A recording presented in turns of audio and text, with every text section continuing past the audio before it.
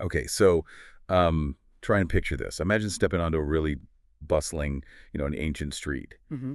And right there in the vibrant heart of it all, there's a dancer. She's moving, adorned with like sparkling jewels, fragrant with sandalwood, Mm. just captivating everyone. The music's playing, the crowd is completely mesmerized by her grace, her beauty. Mm. Now, just hold that image for a second, because one observer, witnessing this exact same scene, saw something totally different. Not beauty, but a death trap. Yeah, it's a truly jarring way to see it, isn't it? That external allure, so captivating for most people, suddenly interpreted inside as this, well, profound source of danger. It instantly flips our usual understanding of what attraction even is. And that striking contrast, that flip, that's exactly what we're diving into today. Our source material is this really unique collection of deeply personal insights, transformative moments from ancient practitioners. And these aren't just, abstract philosophical ideas. They are direct, sometimes quite raw accounts. They're recorded in this powerful poetic form, and they detail these profound internal shifts that real individuals actually experienced. Indeed. And what's particularly illuminating about these texts, I think, is that they don't just tell us about enlightenment in the abstract. They offer these vivid snapshots, like the precise moment a person's perception radically changed. And often it's in the face of very ordinary, everyday experiences. So our mission for this deep dive really is to unpack these sometimes surprising accounts. We want to reveal how these individuals moved from that ordinary perception to, well, extraordinary insight, Hmm. and maybe explore what that might mean for your own path, towards well-being. Yeah, exactly. We'll explore how moments of really profound challenge or disciplined effort, or sometimes even just simple observant attention, how these things led to states of liberation, of deep understanding. The goal here is to discover what these ancient voices can maybe tell us, tell you, about our own perceptions, and how we might cultivate our own paths towards greater well-being. So let's start by unpacking that captivating dancer you mentioned. Right, that striking image. It comes from someone named Naga Samalathero. He recounts seeing this beautifully adorned woman, garlanded, scented, dancing right there in the middle of a great path. But he perceives her not just as adorned and well-dressed, but specifically, as you said, as a snare of death. Yeah. Something deceptively laid out, designed to trap you. And what's truly insightful here, what jumps out at me, is the immediate consequence of seeing her that way. He says that from this precise way of looking, this deep and wise reflection just arose in him spontaneously. He saw the danger clearly, and this profound revulsion for attachment, it just took hold. And then Right. his mind was liberated. He actually declares threefold knowledge was attained, the Buddha's teaching was accomplished. I mean, that's an enormous internal shift from just a single observation. Can you maybe explain what threefold knowledge signifies in this context? What does that actually mean? Yeah, that's a crucial point. Threefold knowledge isn't just some abstract idea. It refers to a very specific and profound realization achieved in this tradition. It basically encompasses three things. First, the recollection of one's own past lives. Second, the divine eye, which means understanding the sort of karmic forces, the cause and effect that lead beings to be reborn in different states. And third, and most importantly, the destruction of all mental defilements, things like craving, aversion, ignorance, gone. So when Magasamalathero says threefold knowledge was attained, he's describing a complete irreversible liberation, freedom from suffering, freedom from the cycle of rebirth. The external beauty, rather than drawing him in, actually served as the catalyst for this profound attachment. And this, I think, raises an important question for us, for you listening. What we instinctively find beautiful or desirable on the outside, might it, when we really examine it deeply, reveal itself as something that binds us, a binding force? That's a really powerful idea. The liberation can come from reperceiving what we normally desire, seeing it as a potential source of suffering instead. And, speaking of internal states, not every aha moment came from looking outwards, right? Bhagavathuro shares a different experience, one that's incredibly relatable. I think most of us can probably identify with this one. He describes being just overcome by sluggishness. The text says, Medina Pakako, afflicted by drowsiness. So much so that he left his dwelling, his meditation spot, and then literally stumbled and fell right down on the ground while walking on a meditation path. Yes, a very, very human experience, falling down tired. But his response is what's really key here. He picked himself up, brushed himself off, and then, crucially, he resumed walking, deeply concentrated within himself. And he, too, experienced a strikingly similar outcome to Nagasamalathero, that deep reflection, that awareness of danger in that, unskillful state of mind, that revulsion towards mental laxity, and then the liberation of his mind, achieving that same profound threefold knowledge and completing the Buddha's teaching. Wow. So whether it's seeing an alluring dancer as a death trap or just, overcoming a moment of being overwhelmingly drowsy, the internal process, the way they gained insight and achieved liberation, is described as profoundly similar. It seems to be about that shift in perception, coupled with diligent, unwavering effort, even when facing what might seem like minor obstacles. It really highlights that the path isn't just about grand epiphanies, is it? Precisely. It really drives home the idea that liberation isn't reserved for those who have, I don't know, unique visions or something. Even overcoming a very mundane physical or mental hindrance, like drowsiness, can lead to profound understanding, provided, of course, it's met with proper attention and resolve. This really raises an important question, I think. What seemingly insignificant struggle in your day-to-day life, might it, with the right kind of attention, become a moment of profound insight for you? That's a really thought-provoking idea for all of us. Something to mull over. Now, some of these ancient practitioners also offer some pretty sharp critiques, don't they? Critiques of paths that aren't pursued with this kind of diligence. Thoreau, for instance, talks about how others don't realize they're just wasting away, spiritually speaking. But those who do realize it, they find peace. Yes, he emphasizes that any kind of lax action, any defiled vow, or any brahmacharya, which here means the spiritual practice, the path aimed at liberation, if it's half-hearted, it just won't yield great fruit. It won't work properly. And he adds, if there's no respect for fellow practitioners, well, then one is far from the true Dhamma, the teachings, the truth, as the sky from the earth. It really underscores the vital importance of genuine effort, yes, but also harmonious community on the path. You don't do it entirely alone. That makes sense. Now, Thoreau takes a different angle, a very stark one, describing the physical body itself. He says, "Fie on this foul-smelling, overflowing mass on Mara's side. 9 streams are in your body, ever flowing." Pretty graphic. He then points out that fools, people who are deluded and ignorant, they rejoice in such a body, caught in Mara's snare. Okay, so who exactly is Mara in this context? Right, good question. Here, Mara isn't like a literal devil figure. It's more a personification of temptation, delusion, and death itself. Essentially, Mara represents all the forces that bind us to suffering and prevent liberation. Thoreau then contrasts this. Those people whose craving, aversion, and ignorance have faded away, they don't rejoice in the body in that same attached way. They are unbound, like threads that have been cut loose. Now, this isn't about self-loathing or hating the body. It's more about cultivating detachment. Seeing the impermanent, often, let's say, impure nature of the body as it truly is, rather than our idealized version of it. It's about stripping away our usual attachments to the physical form to loosen its grip on our minds.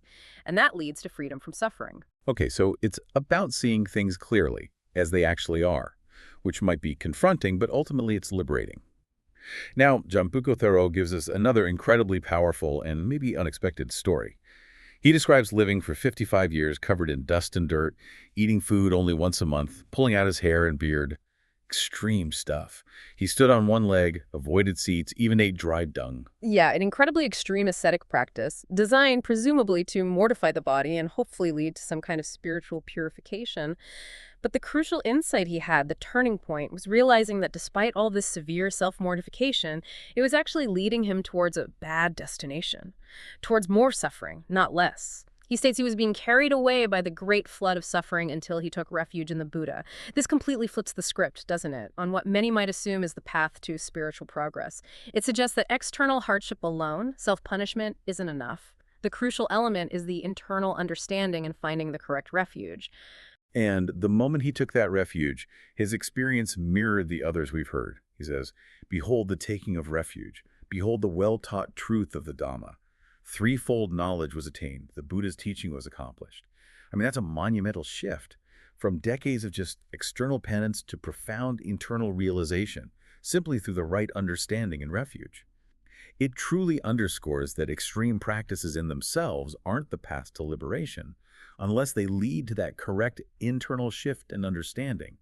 It seems the genuine refuge in the Dhamma provided the true release from his, long-held wrong views and bonds, just like Seneca Thoreau also found by meeting the Buddha at Gaya, recognizing him as the one who could liberate him from his chains of wrong views.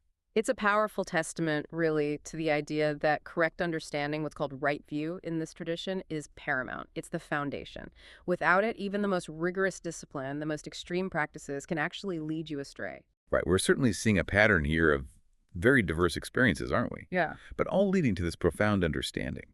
Now, Sempito Thoro offers a fascinating perspective on timing and wisdom that feels incredibly relevant even today. He says, whoever rushes when it's time to be slow and is slow when it's time to rush, that fool, by unwise action, comes to suffering. And conversely, he says, whoever is slow when it's time to be slow and rushes when it's time to rush, that wise person, by wise action, attains happiness.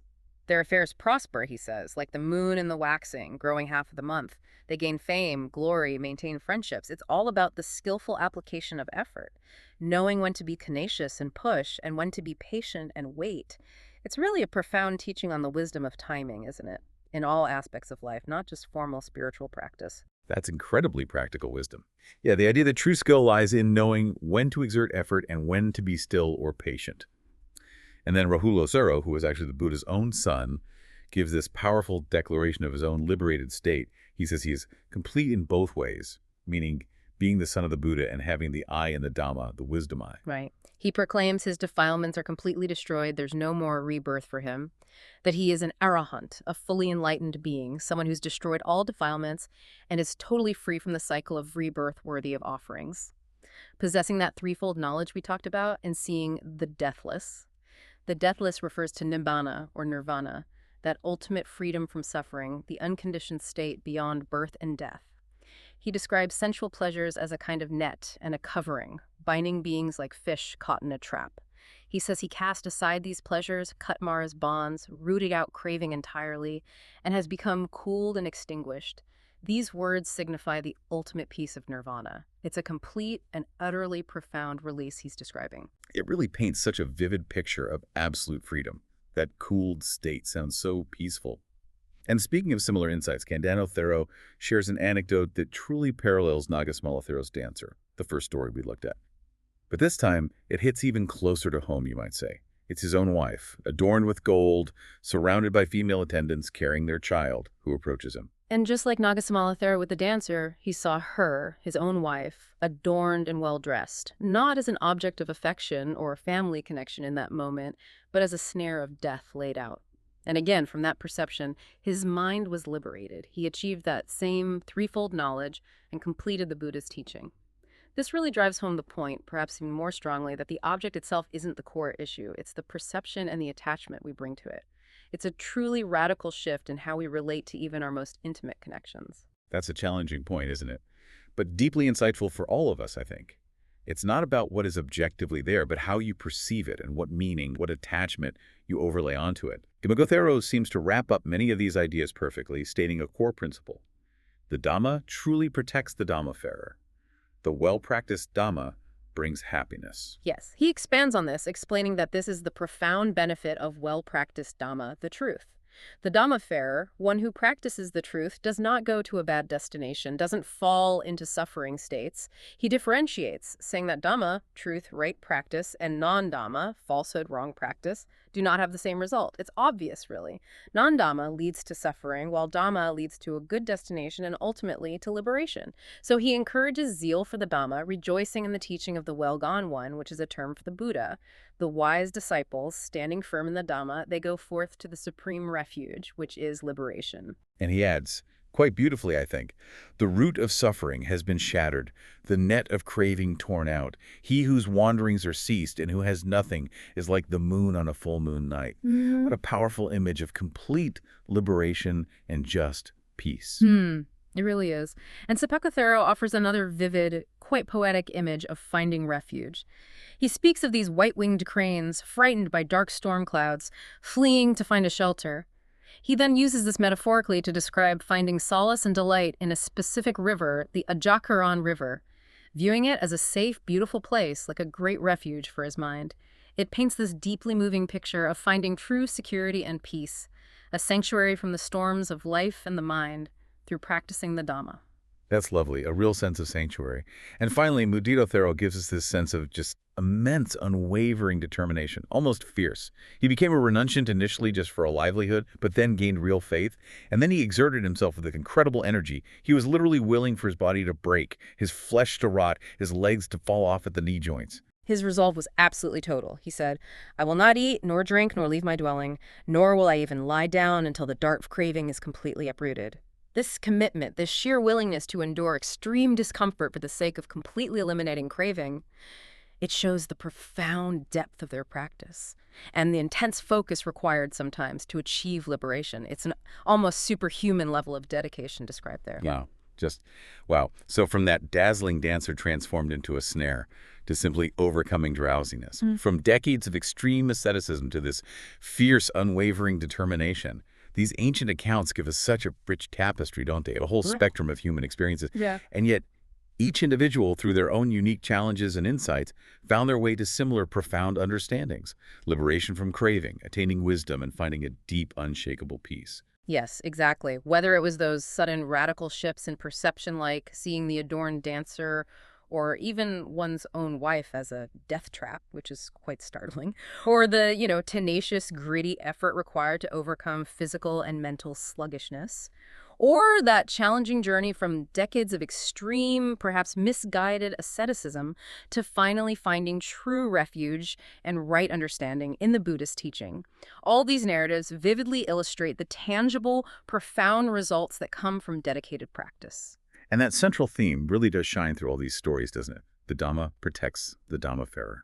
That well-practiced truth genuinely brings happiness and liberation from suffering. These stories show it's not just a nice philosophical idea, but a lived reality for these people, resulting in threefold knowledge or shedding deeply held wrong views or achieving that state of being cooled and extinguished, that profound state of peace we talked about. Which really prompts, I think, an important question for you, the listener, to take away. If a common sight, like an adorned dancer, or maybe even one's own family, could be seen through a different lens entirely, a lens that leads to profound liberation. And if simply overcoming a moment of drowsiness could lead to similar enlightenment, well, what might you be overlooking in your own everyday experiences? Yeah. What seemingly ordinary aspects of your life, when viewed with that kind of proper attention, as the texts say, or maybe just a radical reperception, what could lead to your next aha moment? Or perhaps a deeper understanding of your own reality? It really makes you wonder, doesn't it?